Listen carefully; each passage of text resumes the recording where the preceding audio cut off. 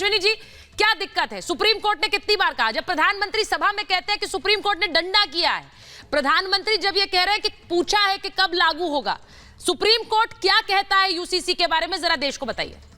देखिए सुष्मिता जी, हाँ। 3 महत्वपूर्ण बातें सुप्रीम कोर्ट ने 2019 में कहा कि आर्टिकल 44 जो पार्ट 4 में कॉन्स्टिट्यूशन ऑफ इंडिया का केस भी जो पॉलो कॉन्स्टो केस है 2019-20 SCC 85, जिसमें कहा कि प्रिंसिपल्स ऑफ डायरेक्टिव पॉलिसी इस आशा के साथ और विश्वास के साथ उस समय हमारे संविधान निर्माताओं ने छोड़ा था कि स्टेट इंश्योर करेगा कि देश के नागरिकों के लिए यूनिफॉर्म सिविल कोड होगा, पूरे देश के लोगों के लिए। आज तक कोई एक्शन नहीं हुआ। सरला मुद्गल के केस में ऑर्डर हुआ, अंबर जैदी की खुद की पिटीशन सुप्रीम कोर्ट में पेंडिंग है, अश्विनी उपाध्याय की पिटीशन, और सिर्फ सुप्रीम कोर्ट ही नहीं, तमाम देश की हाई कोर्ट से बात कहती है। 3 बातें महत्वपूर्ण बातें हैं, लैंगिक समानता, राष्ट्रीय एकता को बढ़ावा, और अगर ये देश धर्म निरपेक्षता की आधारशिला की बात करता है, संविधान की प्रस्तावना में स्पष्ट रूप से कहा गया है भारत एक संप्रभु समाजवादी धर्मनिरपेक्ष राज्य है। लेकिन सुचरिता जी, सोचने वाली बात है, क्या भारत के नागरिक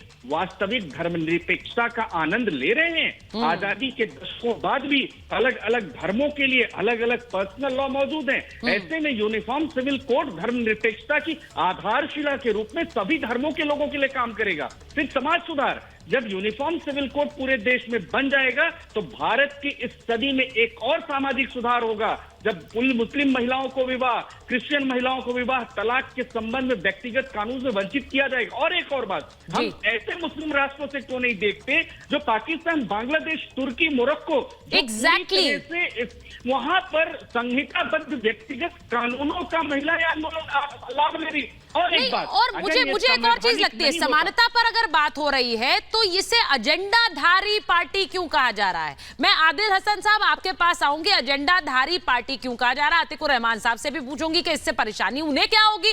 लेकिन बड़ी खबर यह भी कि यूसीसी पर उत्तराखंड के मुख्यमंत्री पुष्कर धामी का बयान आया है। वो कह रहे हैं कि उत्तराखंड में इसकी शुरुआत हुई है, देश भर में एक कानून लागू हो, देश में एक कानून ही होना चाहिए। आपको याद होगा उत्तराखंड पर इसका ड्राफ्ट तैयार हो रहा है, 30 तारीख है जब उत्तराखंड में ड्राफ्ट तैयार होगा। ऐसे में देश में यूनिफॉर्म सिविल कोड का ड्राफ्ट क्या होगा, उसमें महिलाओं की शादी की उम्र क्या होगी, उसमें गोद लेने की प्रक्रिया क्या होगी, उसमें प्रॉपर्टी राइट्स हिंदू महिला और मुसलमान महिला सबको एक बराबर होंगे, इन सब पर बात होगी। मैं एक बार आदिल हसन साहब आपके पास आ रही हूं, जरा बताइए क्या होता है एजेंडाधारी पार्टी? क्यों आप ये कह रहे हैं कि ये हिंदू सिविल कोड है? इसलिए हम बोल रहे हैं कि इनकी कथनी और करनी में हमेशा आसमान और जमीन का अंतर होता है। अच्छा, इन्होंने ट्रिपल तलाक बिल लाया, उसमें किसी मुस्लिम मेंबर ऑफ पार्लियामेंट, किसी मुस्लिम मिनिस्टर, किसी से बात नहीं की, थोप दिया लाकर। भाई आप मेरे लिए कानून बनाना चाहते हैं तो मुझसे पूछिएगा ना। इस देश में सैंपल सर्वे है ministry of government of India का, एक 23 लाख वोमेन डिजर्टेड है, उसमें मुस्लिम कम्युनिटी से सबसे कम है। आप बतलाइए उसको जो पति 3 साल के लिए जेल चला जाएगा, कंपनसेशन क्या देगा, क्या राइट है? आप हिंदू आदिल हसन साहब, मुस्लिम महिला तो यहाँ बैठकर समर्थन कर रही है। का टैक्स रिबेट आप के बारे में आप बताइए, क्या आपका न्याय है? जो पति एक महिला को 3 बार तलाक देकर जो कानूनी तौर से गुनाह है, मुझे बोलने दिया जाएगा तो बोलेंगे, नहीं तो फिर मत बोलवाइए। बिदत मतलब सबसे बड़ा गुनाह। और आप कह रहे हैं नहीं, आप बहुत गलत बात कर रहे हैं, आप बिदत कर रहे हैं। ठीक है, आप बिदत कर रहे हैं। ठीक है, मैं एक बार जो मर्द जो अपराधी है उसके अधिकारों की बात कर रहे हैं। ठीक है, हम एक बार उनका इनिशियल रिएक्शन ले लेती हूँ। आदिल हसन साहब, आप मुस्लिम महिलाओं की आपने बात की, ट्रिपल तलाक की बात की, मुस्लिम महिला यहाँ बैठी हुई हैं, उन्होंने आपका विरोध इसलिए किया क्योंकि वो आपसे सहमत नहीं थी।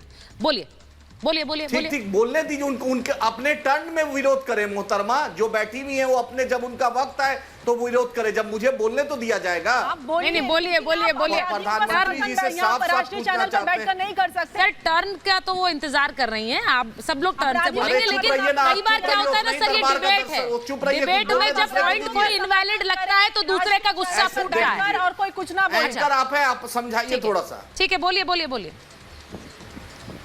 बोलिए आदिल साहब, दिक्कत क्या है? प्रधानमंत्री जी से पूछिए कि पाकिस्तान से इनका प्रेरणा का स्रोत कब से हो गया? पाकिस्तान से इतनी हमदर्दी कब से हो गई प्रधानमंत्री जी को? नहीं, उन्होंने पाकिस्तान का जिक्र नहीं किया। बिरयानी खाने जाते हैं, अच्छी बात है, जिन्ना के मजार पे अडवाणी जाते हैं, अच्छी बात है, वो जाए, लेकिन पाकिस्तान से प्रेरणा लेने की जरूरत हो गई। ये दिन उन्होंने पाकिस्तान का जिक्र नहीं किया आदिल साहब। मोदी जी को कि पाकिस्तान का एग्जाम्पल देंगे।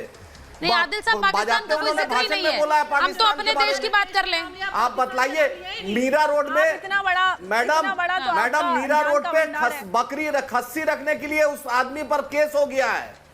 बॉम्बे में एक आदमी खस्सी अपने घर में रखा है, उस पर केस हो गया है। आप उसी महाराष्ट्र में नासिर को, कुरैशी को मार दिया गया शक के बुनियाद पर। जुनैद नसीर को राजस्थान में जिंदा जला दिया गया। बतलाएं कि प्रधानमंत्री ने आंसू बहाया